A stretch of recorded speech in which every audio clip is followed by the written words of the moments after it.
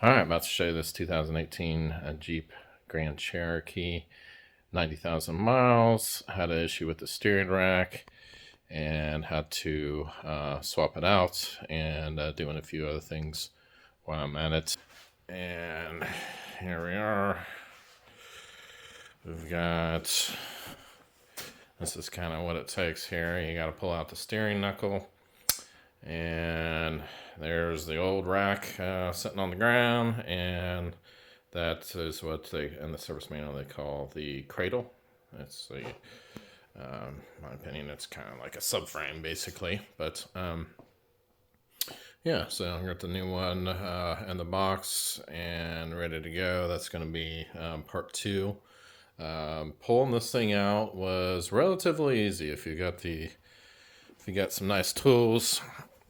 It wasn't really that bad, especially after getting one of these bad boys. This is the 1/2-inch DeWalt heavy-duty cordless impact. It made short work of a lot of these, especially the big bolts. Came right out, pull the trigger, no breaker bar needed, none of that. Let's see, then we've also got the engine supported. This one required a, I believe it's, what is it, a 70-inch engine support bar, I believe. So the one that they sell at Harbor Freight was not big enough. I did check that one out and got this one off eBay and came here actually within a couple days. So that was kind of nice and seems to be working very well. No issues with it. Of course, I'm doing this here in my garage. And, I used both mounting points there, so I doubled up the chain just for safety precaution. Give me a little bit of extra protection. You got to pull off, let's see, the air box, and let's see if I can turn this on here. Yeah, pull out the air box from over there. Of course, that's easy. Throttle body, very easy. Zips out with the cordless impact pretty quick. And then also, one of the things I figured out, that spot right there, that hole, is where the alternator goes. And I figured out that you need to take out the alternator. That was probably the hardest part of the whole job, was pulling out the alternator, and even that wasn't all that difficult. Just a lot of hand wrenching. Wasn't able to get my cordless impacts in there, and so a little bit of hand wrenching on some of those bolts to get that out. That is sitting right over here. I was debating whether to put in a reman, but this one is working, so I guess I'm just going to slap it back in. Getting off the knuckle and whatnot was pretty easy.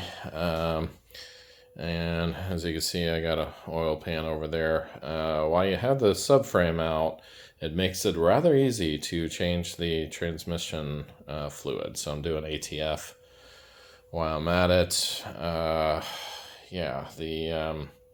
So the steering rack, there's an app called JScan, I believe subscription based, if I recall correctly, and you can use one of those cheap little Bluetooth adapters to go in your ODB 2 port, and then the JScan gives you the additional codes, which is nice. As you can see, the Jeep, looks pretty decent. We drove around on the test drive and didn't get any check engine lights.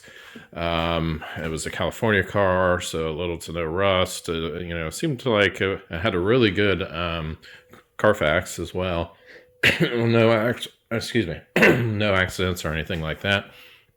And so yeah, everything seemed to check out. I even took it out on the highway for a little bit, drove it out pretty good, and then after driving it a couple days, started losing the steering, which is kind of a safety problem in my opinion.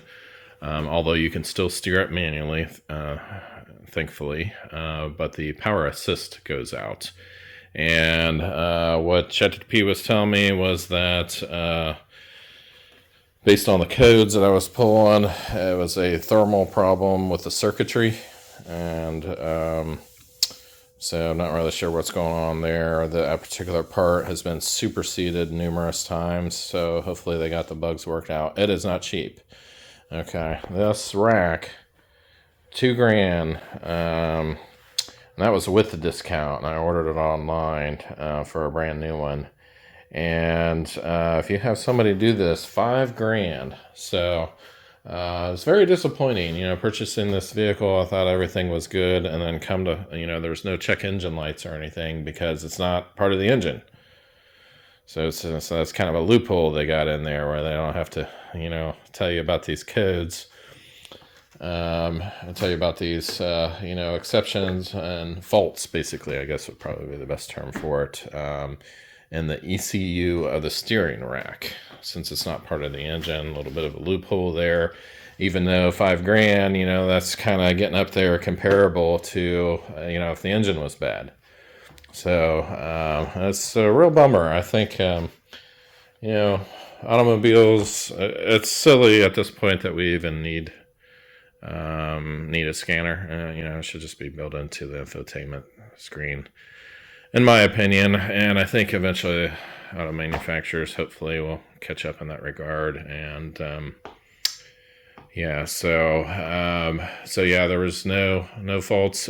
So I did try clearing it. I cleared the faults, and then I didn't even drive it or anything. I just turned it off for a while. I came back and I scanned, turned the accessory part on, and I scanned the codes again, and they returned right away. So there was something in there, either the circuitry or the software. I took it into the dealership, and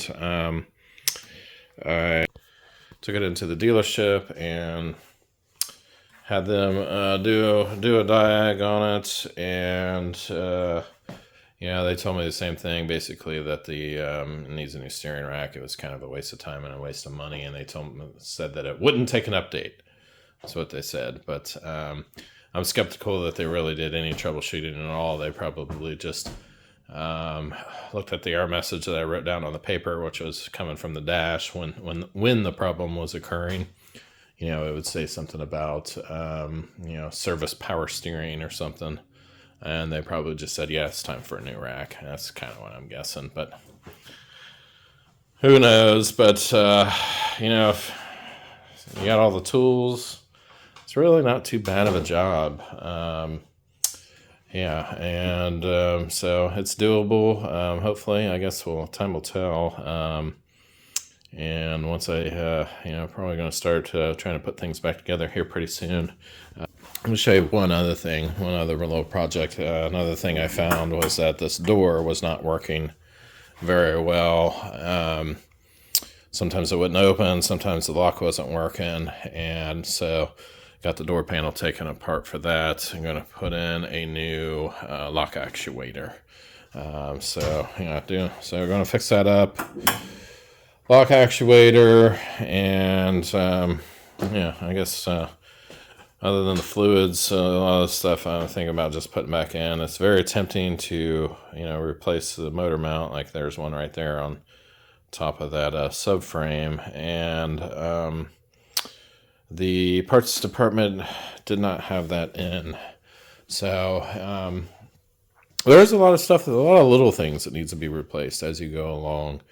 The the nuts on all the suspension, ball joint, lower ball joint, upper ball joint, stuff like that. Those little nuts, they've got the little nylon inserts, so you're supposed to replace them.